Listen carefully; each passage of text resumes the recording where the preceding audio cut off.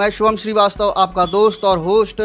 जैसा कि आप लोग जान रहे हैं, कार्यक्रम चल रहा है पॉलीग्राफ न्यूज़ पे, जनता व नेता की नज़र में योगी सरकार।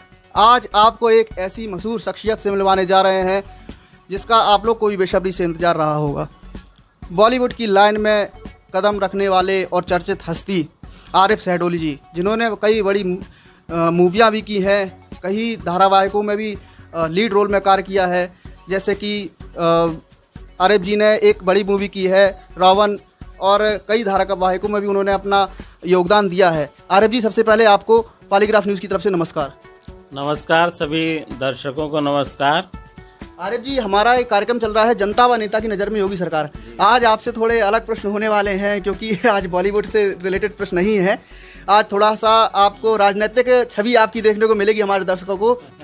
तो इससे संबंधित पहला प्रश्न आपसे ये है कि अभी जो उत्तर प्रदेश सरकार को कार्यकाल हुआ है जितनी वर्षों का, तो उससे आप कितना संतुष्ट है? आप क्या बताएंगे इनकी कार्यप्रणाली को देखते हुए? देखिए, क्योंकि जैसे जैसे आदमी की उम्र बढ़ती है और सत्ता परिवर्तन लोग देखते रहते हैं, तो मैं भी देखता रहता हूं।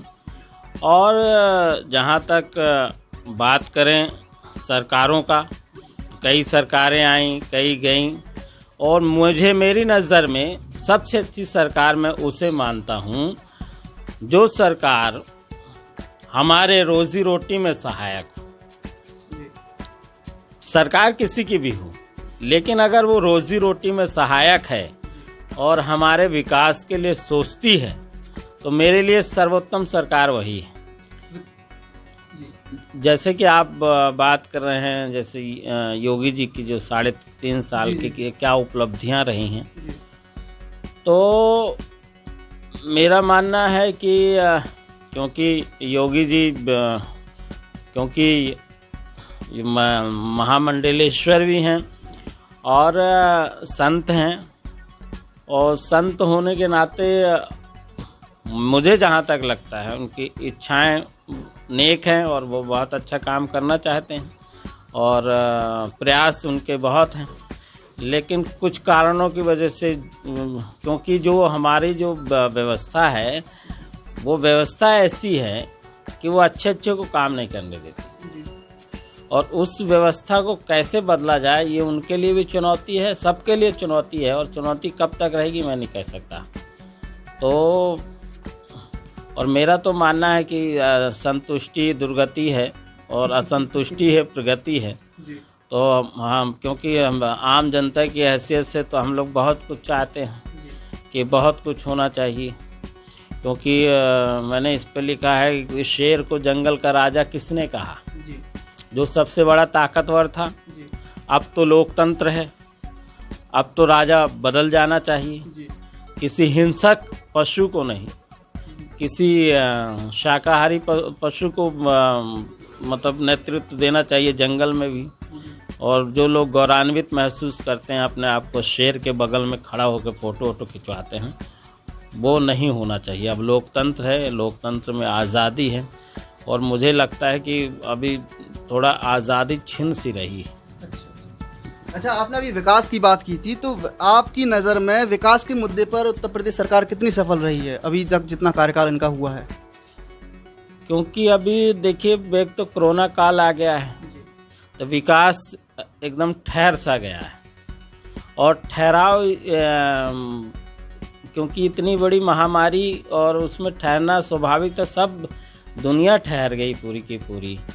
तो अभी जो मैं देखूं तो जैसे हमारी अकादमी ही है, भारतेंदु नाट्य अकादमी लखनऊ है, वहाँ कई सालों से भर्तियां नहीं हुई हैं। वहाँ ना संस्कृति की भक्ति, जैसे झांसी में भी आप देख लीजिए, जो क्षेत्रीय सांस्कृतिक केंद्र है, जहाँ आदरणीय रत्नेश वर्मा जी के जाने के बाद कोई अधिकारी नहीं आया वहाँ पर। तो ये जो है, पता नहीं क्यों क्या हो रहा है कि अभी तक ना ये सांस्कृतिक क्षेत्र की जो भर्तियां हैं वो नहीं निकल रही हैं, और जो पहले जो सांस्कृतिक गतिविधियां चल रही थी वो एकदम उसमें ठहराव सा आ गया। तो क्योंकि मैं कलाकार हूं, तो कला की दृष्टि से देखता हूं, तो बहुत ठहराव है। और इस ठहराव को कैसे फिर अच्छी तरह इसके लिए योगी जी को ध्यान देना चाहिए कि सांस्कृतिक, क्योंकि एक जगह लिखा गया था जो राष्ट्र या राज्य अपने सांस्कृतिक मूल्यों की रक्षा नहीं करता वो मृत प्राय है। तो कला और संस्कृति पे ध्यान देना बहुत ज़रूरी है, क्योंकि ये भी विकास के लिए बहुत सहायक है। क्योंकि आप जितने भी महापुरुष देखे होंगे सभी किसी न किसी नाटक से, कहानी से बहुत प्रेरित हुए हैं। तो ये परंपरा पुनर्स्थापित होनी चाहिए। तो अभी जैसा आपने सांस्कृतिक क्षेत्र की बात की है, फिल्मी लाइन की बात की है, अभी हाल ही में योगी सरकार ने उत्तर प्रदेश में फिल्म सिटी बनाने का ऐलान किया है। इस ऐलान को देखते हुए आप अपनी नज़र से क्या कहेंगे हमारे दर्शकों के सामने? मेरा ये देखिए, नकल नहीं होनी चाहिए, नकल में अकल होनी चाहिए। सिटी सिटी सिटी, ये सिटी भारत का जो प्राण तत्व है वो गांव है। और गांव मुझे तो लगता है कि बुंदेलखंड फिल्म विलेज या फिल्म विलेज बनना चाहिए, ना कि सिटी बननी चाहिए। आप सिटी क्या बसाएंगे वहाँ पर? ज़्यादातर अगर सिनेमा आप देखेंगे तो सिनेमा जो है कस्बाई क्षेत्र में रहने वालों को केंद्र में रख के बनाया जाता है, और या ग्रामीण क्षेत्र के लोगों को केंद्र में रख के बनाया जाता है। बड़ी से बड़ी फिल्म उठा लीजिए, पाथेर पंचाली उठा लीजिए, सत्यजीत रे की गांव की कहानी है, नदिया के पार उठा लीजिए, गांव की कहानी है। आप अभी आ जाएंगे तो चाहे स्त्री चंदेरी में जो शूट हुई थी उसकी कहानी देख लीजिए, या रावण की शूटिंग हुई थी तो उसमें अपने बुंदेलखंड को जो है लाल माटी गांव के नाम से दिखाया गया था। तो मैं तो फिल्म विलेज की वकालत करता हूं, ना कि सिटी की, क्योंकि सिटी वो हॉलीवुड से कंसेप्ट आया सिटी सिटी सिटी, तो सबने सिटी सिटी चिल्लाना शुरू कर दिया। अंधा अनुकरण नहीं होना चाहिए। अपना जो हमारा मूल तत्व है, मैं सांस्कृतिक मूल्यों की बात कर रहा हूँ, गांव हमारी पहचान है, तो गांव को केंद्र में रख के सोचना चाहिए हमें। क्योंकि जो बाहर से व्यक्ति आता है तो यहाँ का पुरातत्व देखने आता है, यहाँ का गांव देखना चाहता है, यहाँ के खान पान को देखना चाहता है। पिज्ज़ा बर्गर तो वो वहाँ खाता रहता है जी। तो मूल तत्व इसमें होना चाहिए। और जो उनका मैं तो कहूँगा, और इसमें क्या है, आम जन भागीदारी करे, इस पर भी ध्यान देना चाहिए। होता क्या है कि अभी जैसे मीटिंग भी हुई तो मीटिंग में जो है सभी बड़े बड़े चेहरे बुला लिए गए। अरे जब हम ग्रास रूट सिनेमा की बात कर रहे हैं कि जो टॉकीज है वहाँ पर जो है एक शो जो है हमारे रीजनल फिल्म मेकरों को दिया जाए। हमने 4 बातें कही कि हमें रीजनल फिल्म मेकर को दिया जाए। अब बोनी कपूर जी को आप सब्सिडी देंगे, बड़े फिल्म मेकर हैं, अरे किसी नए व्यक्ति को सब्सिडी देनी चाहिए।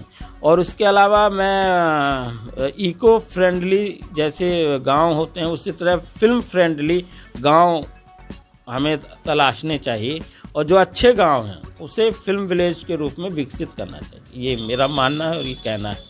मतलब अभी जो फिल्म सिटी का ऐलान हुआ है, इससे आप कहाँ तक देखते हैं, कितना आगे देखते हैं? और देखिए, ऐलान हुआ है, अच्छी बात है और स्वागत है। और हर राज्य को प्रयास करना चाहिए कि अपने क्षेत्र की फिल्म सिटी बने। मैं तो विलेज की बात कर रहा हूँ, क्योंकि विकास होता है उससे। जैसे दादा साहब फाल्के चित्रनगरी मुंबई में बसी हुई है, काफ़ी बड़े एरिया में है, वहाँ के गांव वाले भी अभी भी वहाँ रहते हैं बहुत सारे। तो वहाँ जैसे तो ऐसा होना चाहिए। लेकिन उसको जैसे बुंदेलखंड जितने भी सांस्कृतिक मूल्यों के क्षेत्र हैं, इनका एक अलग अलग जो सेक्टर बांट के इस सिटी को बनाना चाहिए। और क्योंकि अभी ये नोएडा में ऑलरेडी फिल्म सिटी थी, उसी को और डेवलप कर रहे हैं। और मैं तो पक्षधर था कि हमारा बुंदेलखंड में फिल्म सिटी बने। हालांकि हर क्षेत्र के पूर्वांचल के लोग कहते हैं हमारे यहाँ बने, हम सभी अपना अपना दावा करते हैं। और इसीलिए पूर्विया हर सेक्टर वाइज जो है एक जगह केंद्रित नहीं होना चाहिए, विकेंद्रीकरण होना चाहिए, इधर भी ताकि, क्योंकि देखिए निर्माता फिल्म में चाहिए रहता है, क्या होता है, मौलिकता चाहिए रहता है, उन्हें नवीनता चाहिए रहता है। नवीनता के लिए ज़रूरी है कि वो आप अलग अलग सेक्टरों में जब विभक्त करेंगे चीज़ों को, तब लोग और आएंगे। अब मणिरत्नम जी को जैसे अब लूहर गांव अपने झांसी का चिरगांव के पास है, वो पसंद आया। पूरा देश है, हिंदुस्तान पूरा देश है, उन देशों में सारी पूरे राज्यों में जगह जगह गांव हैं, उन गांवों में एक गांव जो है लूहर गांव झांसी का, चेन्नई के एक डायरेक्टर, मशहूर डायरेक्टर को पसंद आता है, तो यहाँ तो ख़ास बात रही होगी। तो वो नवीनता तलाश करते हैं और कुछ अलग हटके, क्योंकि हर फिल्मों में क्या है, कैरेक्टर होता है, एक बैकड्रॉप होता है, उस बैकड्रॉप के हिसाब से लोकेशन चयनित की जाती है। और जो सिटी में सेट उन चीज़ों के बनाए जाते हैं, जैसे महल बनाना है, अब तो उस जगह एक्वायर कर ली जगह, फिर वहाँ पर महल का सेट वेट लगा दिया। लेकिन बुंदेलखंड की अभी सबसे बड़ी खासियत है, यहाँ के जो किले हैं और यहाँ के जो गढ़ियाँ हैं अभी भी संरक्षित हैं और सुरक्षित हैं। तो लोकेशन की दृष्टि से ये बहुत महत्वपूर्ण है बुंदेलखंड। रोलैंड जेफी को क्यों पसंद आया? हॉलीवुड का डायरेक्टर है, लेकिन उसे हमारा बुंदेलखंड ही पसंद आया। वो इसलिए पसंद आया क्योंकि अभी यहाँ जो है, जो चीज़ राजस्थान में देखने को मिलती है वही चीज़ बुंदेलखंड में देखने को मिलती है। इस चीज़ को हमारे जनप्रतिनिधियों को, क्योंकि योगी जी को बताएगा कौन? अब मैं तो जा नहीं सकता, क्योंकि जो हमारे जनप्रतिनिधि हैं, सांसद हैं, विधायक हैं, वो बताएंगे ना भाई। सड़क, नाली, नरवा ये भी मुद्दा है, उसके अलावा सांस्कृतिक भी एक बड़ा मुद्दा है। जब आदमी तमीज़दार होगा, सांस्कृतिक मूल्यों की रक्षा वाला होगा, तो अपने आप वो घर बाहर की नाली साफ करेगा। जब उसमें संस्कार होंगे तभी तो अच्छे विचार होंगे। तो संस्कारों के लिए ज़रूरी है कि संस्कृति के लिए आप काम करें। मतलब आपका कहने का मतलब ये है कि संस्कृति की संरक्षण करना अनिवार्य है। जी हाँ, बिल्कुल। संस्कृति की अगर आप रक्षा नहीं करते हैं और उसका संरक्षण नहीं करते हैं तो वैचारिक विकृतियों का जन्म होता है, मेरा ये मानना है। और सांस्कृतिक मूल्यों की आप रक्षा करते हैं तो वो देश वो विकास करता है, तरक्की करता है। जहाँ सांस्कृतिक गतिविधियों को लोग सराहते हैं, उसका अच्छा मूल्यांकन करते हैं। मैं आपको बताऊँ, झांसी में, मैं झांसी इसलिए आ जाता, तो झांसी में एक समय इतनी सारी लाइब्रेरी हुआ करती थी, धीरे धीरे सारी लाइब्रेरी ख़त्म हो गई। तो मैं ये सोचता हूँ क्या हम ये संस्कार की ओर जाने की अपेक्षा व्यापार की ओर चले जा रहे हैं धीरे धीरे। अब एकलौती लाइब्रेरी हमारी वो बची है, ज़िला पुस्तकालय, वो भी शाम तक, पहले 8 बजे तक खुला करती थी, अब उसको 10 से 5 कर दिया है। तो ये क्या ना, मैं जो सरकार किसी की भी हो, मैं पिछले में भी, ये जो लाइब्रेरियाँ क्यों बंद हो गई? ये सीपरी में लाइब्रेरी होती तो हम सुबह सुबह उठ के जाते, तो ये आखिर यार ये क्योंकि लोग ध्यान नहीं देते, पढ़ना क्यों नहीं देते? अब जो बुजुर्ग लोग थे जिनमें पढ़ने की लगन थी, जो संरक्षण करना चाहते थे, क्योंकि देखिए सरकार जब तक संरक्षण नहीं देगी किसी भी चीज़ का, तब तक कोई भी चीज़ जो है संरक्षित नहीं हो सकती। जनता भी कर सकती, क्योंकि किसी को चीज़ को संरक्षित करने के लिए सरकार का सहयोगी होना बहुत ज़रूरी होता है। अब हमारा भारतीय हिंदू नाट्य अकादमी है, मतलब ऑटोनोमस बॉडी है। अब हम लोग बहुत सालों से मांग कर रहे थे उसको यूजीसी के समकक्ष, जैसे मैं वहाँ का BNA पास आउट हूँ, वहाँ अभी तक स्थायी निदेशक नहीं बना। तो मुझे लग रहा है कि हमारे जो सरकार है, जो मैं जैसे योगी जी हैं, सांस्कृतिक मूल्यों की रक्षा के लिए वो काम करते हैं, तो उन्हें चाहिए कि ये जो हमारे सांस्कृतिक संस्थान हैं इनका विकास ज़रूरी है, क्योंकि वहाँ से जो बच्चे निकलते हैं पूरे देश में वो उस वैचारिक क्रांति को लेकर अपनी बात रखते हैं। तो अभी क्या जो भारतीय हिंदू नाट्य अकादमी है उसको जो है अच्छी तरह से डेवलप करना चाहिए, यूजीसी से समकक्ष मान्यता होना चाहिए, वहाँ व्याख्याता नियुक्त होने चाहिए।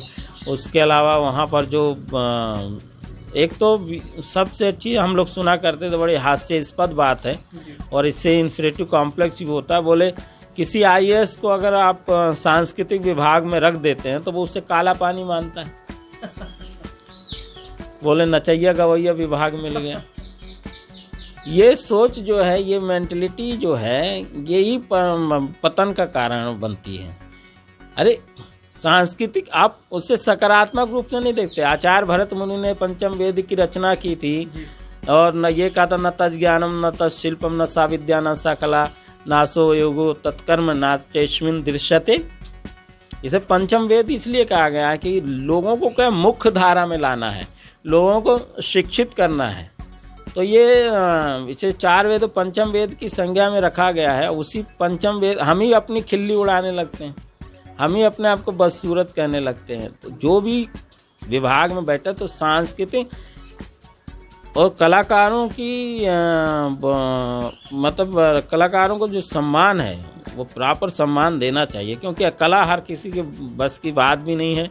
ये हम तो ये मानते हैं जितने भी कलाकार हैं वो देवदूत की तरह हैं। वो आप मतलब वो अच्छाई का प्रचार प्रसार ही करते हैं। तो जो अच्छाई का प्रचार प्रसार कर रहा है उसको संरक्षित करना चाहिए। और एक बात और कहना चाहूँगा आपके मंच के माध्यम से, जैसे जो व्यवस्था, जैसे जो करप्शन है, भ्रष्टाचार है, ये जो मूल समस्या है ये धीरे धीरे बिल्कुल क्योंकि इस जड़ों को अच्छी तरह जो है पल्लवित पोषित जो हैं पुराने समय से, उसको कैसे अच्छी तरह किया जाए इस पे विचार करना बहुत ज़रूरी है। क्योंकि जो ईमानदार आदमी है वो बेचारा आज की व्यवस्था में सर्वाइव भी करना बड़ा मुश्किल हो जा रहा है। उसको ईमानदारी का भी जो उसको बेचारा जो है जब तक सुविधा शुल्क देता रहे तो काम होता रहेगा, और ना दे तो पकाओ हालत बहुत ख़राब हो जाए। तो ये व्यवस्था कैसे, इस पे चिंतन करना चाहिए। और सबसे बड़ी बात इस कोरोना काल में मैंने एक बड़ी विडंबना देखी। हमारे संविधान में है कि हम भारत के लोग भारतवर्ष को संपूर्ण प्रभुत्व संपन्न लोकतंत्रात्मक गणराज्य बनाने के लिए संकल्पित हैं। जनता यहाँ मालिक है प्रजातंत्र में। और मुझे बड़ा अफसोस हुआ कि एक गृह मंत्री महोदय डंडा दिखाते हुए टीवी पे कह रहे थे कि जो बात ना माने डंडा मारना। तो मैं ये कहना चाहता हूँ, जैसे हमारी जो पुलिस व्यवस्था है, मान लीजिए तो जैसे जनता मालिक है तो उन्हें प्यार से कहिए, प्यार से समझाइए। अब ऐसा नहीं कि आपने जैसे हमारे पिछले दिनों 2 डंडे हमारे एक परिचित को मार दिए। अब बेचारे को जो है तो अब समझा सकते हैं, प्यार से समझा सकते हैं। भाई लोकतंत्र में जो है बेचारा उसको 2 डंडे दिए पैर में, सीधे साधे थे, हकलाते थे तो वो अपनी बात नहीं कह पाए। तो ये पूछना चाहिए, सर आप गलती कर रहे हैं, आप प्यार से आप घर जाइए और जी देखिए अभी मत निकलिए, अभी कोरोना संकट है, कोरोना काल चल रहा है। तो प्यार से भी समझाया जा सकता है, लठ मार के समझाना तो उनमें तो लगा कि ये लोकतंत्र में हो क्या रहा है। लाठी दिखा के आप जनता को, तो लोकतंत्र जो वास्तविक लोकतंत्र है उसका भी आना बहुत ज़रूरी है। और आज़ादी, जैसे अभिव्यक्ति की आज़ादी है, आप किसी की आज़ादी अभिव्यक्ति की मत छीनिए। लोकतंत्र में है, सुनना भी चाहिए ना। अब वो हो गया कि जैसे मैंने एक बार लिखा था, जैसे ठंडे लहू का खौलना मना है, जालिमों का शहर है बोलना माना है, यारों की यारी भी बट सी गई है, 2 पार्टों के बीच डोलना मना है। तो पता चला आप बोले नहीं वो उसका पार्टी का है, वो उस पार्टी का है, उस पार्टी का, उस पर 4 डंडे मारना, उस पर 5 डंडे मारना, उस पर 6 डंडे मारना। अरे बोलने दीजिए, सुनिए ना। आलोचना इसीलिए कहा गया है, हमारे पर वसुधैव कुटुंबकम की हमारी संस्कृति है, हमारी संकीर्णता की भारतीय संस्कृति है ही नहीं। यहाँ तो सारा विश्व परिवार है। इसीलिए कहा गया निंदक नियरे राखिए आंगन कुटी छवाए। तो निंदा करने वाले को तो पास में रखिए। वो मैं तो सत्य बोल रहे हैं, मतलब वो आपको आईना दिखा रहा है। जैसे मेरे को कभी कोई कह देता है, टोक दे कि अरे आप ये गलत काम कर रहे हैं, तभी तो सुधारूंगा। अब डर के मारे कोई टोक नहीं रहा तो मैं जो किए जा रहा हूँ सब मारा जा रहा है।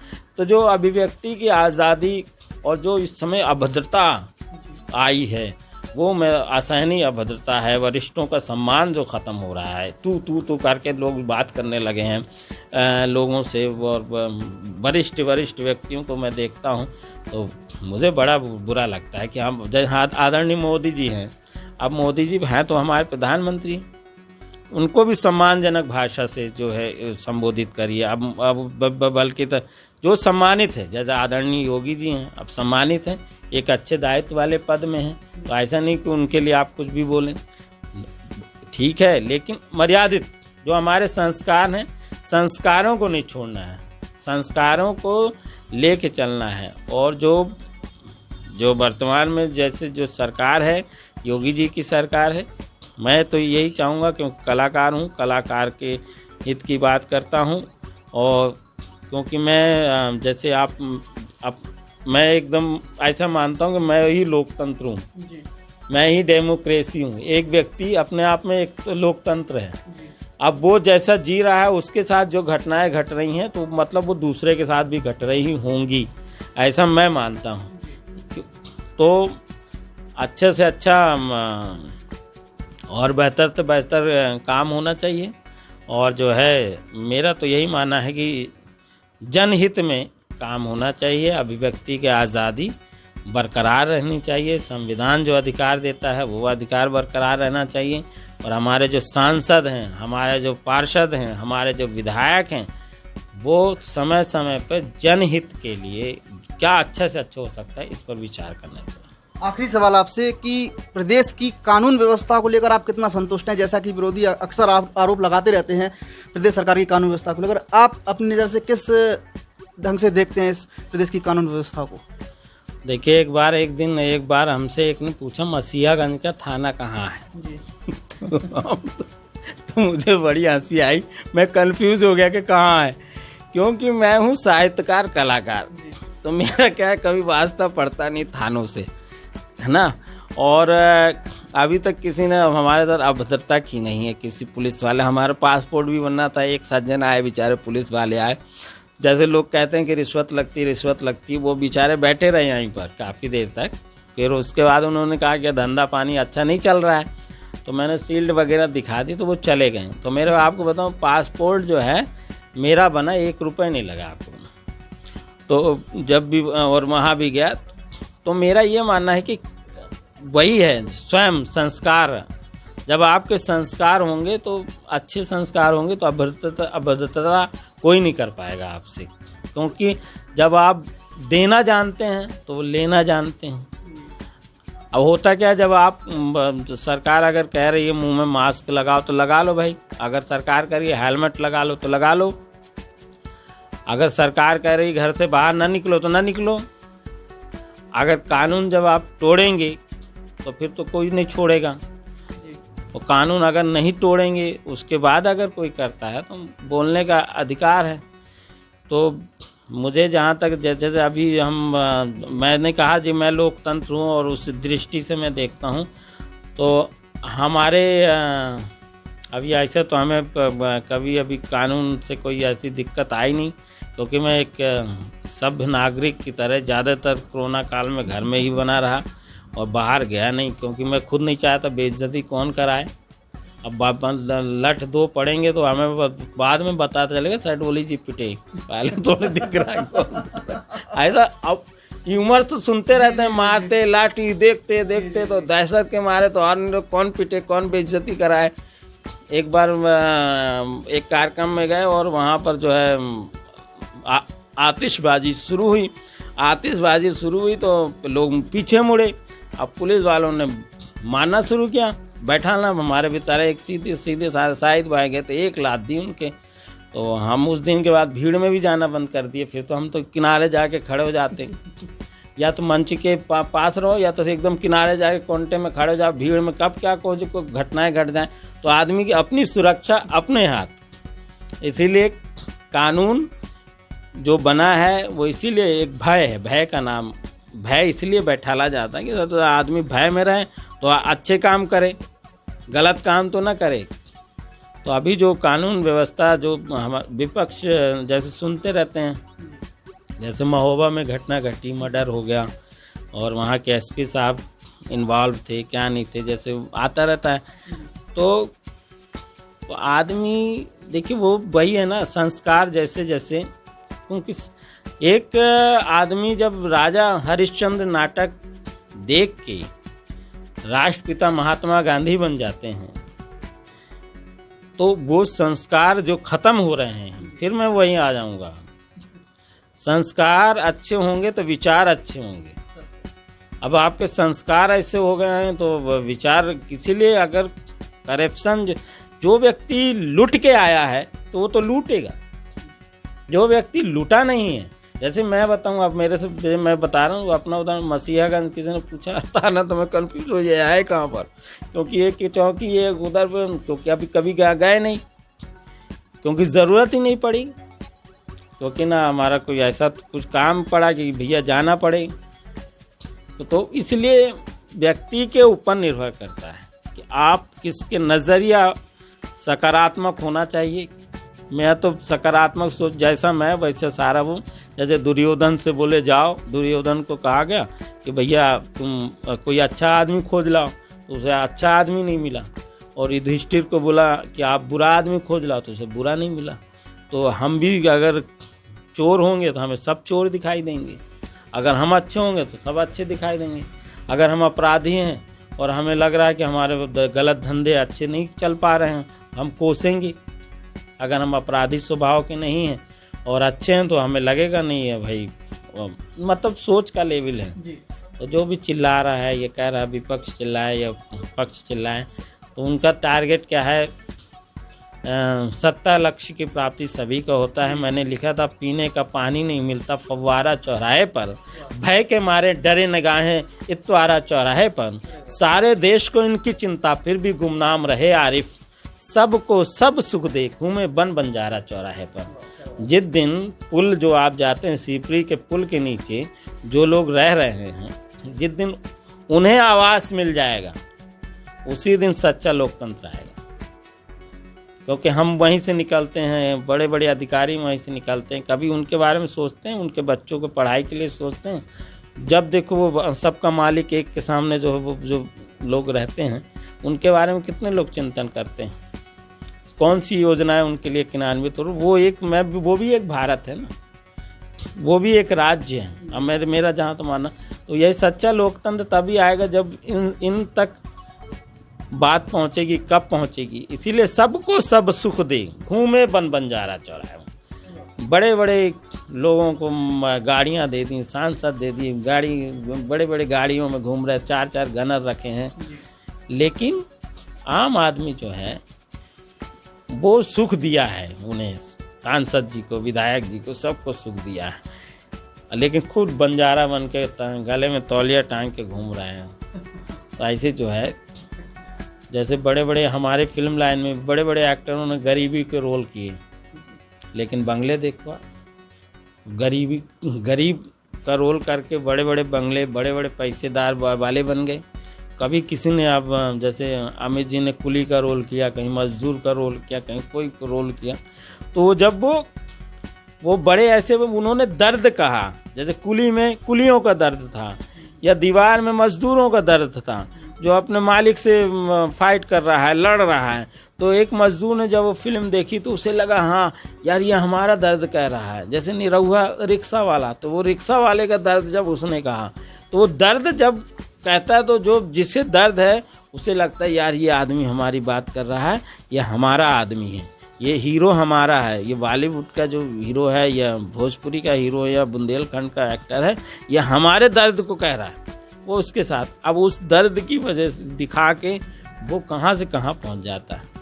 साउथ में तो एक अच्छा कल्चर है, साउथ के लोग, साउथ के जो एक्टर हैं समाज सेवा के क्षेत्र में भी रहते हैं, पॉलिटिक्स में भी उनका इन्वॉल्वमेंट रहता है, ताकि वो दर्द दिखाते भी हैं और उनके दर्द से जुड़े भी रहते हैं। तो इसीलिए जनता के साथ, चाहे एक्टर हो, कलाकार हो, वो जुड़ा रहना चाहिए। और अंत में यही कहूँगा मैंने पिछले दिन 2 लाइनें लिखी थी कि पानी ने कभी पूछा कि तुम किस धर्म के हो, हवा ने कभी पूछा कि तुम किस धर्म के हो, पेड़ ने कभी पूछा कि तुम किस धर्म के हो, लेकिन हम इंसान हैं, हम ही पूछते हैं, क्योंकि हम बुद्धिमान हैं इसीलिए हम पूछते हैं। कि आप किस धर्म के हैं। तो हमें हवा से सीखना चाहिए कि जब वो भेदभाव नहीं करती तो हम क्यों भेदभाव करते हैं। कोई मछलियों को दाना खिलाता, कोई मछलियों को ही खाता है। जब तू एक है विधाता तो ये दो चेहरे क्यों बनाता है। ये भेद सब हमारा है। सोच हम तो ये मानते हैं मन के हारे हार हैं, मन के जीते जीत। इसलिए अच्छा सोचना चाहिए। और हम ये सरकार भी है, इसके लिए भी अच्छे ही सोचते हैं, ये अच्छा करे। जब हमारी सकारात्मक थिंकिंग होगी तो हो सकता है ये अच्छा कर जाएंगे। अब हम नकारात्मक सोचते रहेंगे तो ये नकारात्मक होती जाएंगे, तो उनकी छवि नकारात्मक होती जाएगी। तो हमारे जो फिर नकारात्मकता का घनत्व तो ज़्यादा हो जाएगा और फिर जो है विस्फोट हो जाएगा। इसलिए सकारात्मक सोचना चाहिए। हम तो इसीलिए शुरू में ही आपसे कहा, जो सरकार हमारे रोजी रोटी में सहायक है वो सरकार सबसे अच्छी है। तो ये थे हमारे साथ मशहूर कलाकार आरिफ शहडोली जी। जैसे मैंने आपको शुरुआत में बताया था कि इन्होंने कई धारावाहिकों में भी लीड रोल किया है, कई बड़ी फिल्मों में भी रोल किया है और अच्छी मानसिकता इन्होंने आपको बताई कि सरकार को देखते हुए और प्लस नागरिकों को देखते हुए क्या मानसिकता इनकी थी, उन्होंने आपके सामने रखी। ये जो हमारा कार्यक्रम चल रहा था जनता व नेता की नज़र में योगी सरकार का ये 9वां एपिसोड था। आपको इसमें मैंने जिन शख्सियत से मिलवाया है, रूबरू कराया है, आपने भी उनको सुना, हमने भी उनको सुना। हमारे साथ बने रहिएगा, कहीं मत जाइएगा। अगले एपिसोड 10 में हम आपको फिर एक नई शख्सियत से रूबरू कराएंगे। मैं शुभम श्रीवास्तव, पॉलीग्राफ न्यूज़, झांसी। नमस्कार। प्रेरणा लेनी चाहिए, सीखना चाहिए कि जब वो भेदभाव नहीं करती तो हम क्यों भेदभाव करते हैं। कोई मछलियों को दाना खिलाता, कोई मछलियों को ही खाता है। जब तू एक है विधाता तो ये दो चेहरे क्यों बनाता है। तो ये भेद सब हमारा है। सोच हम तो ये मानते हैं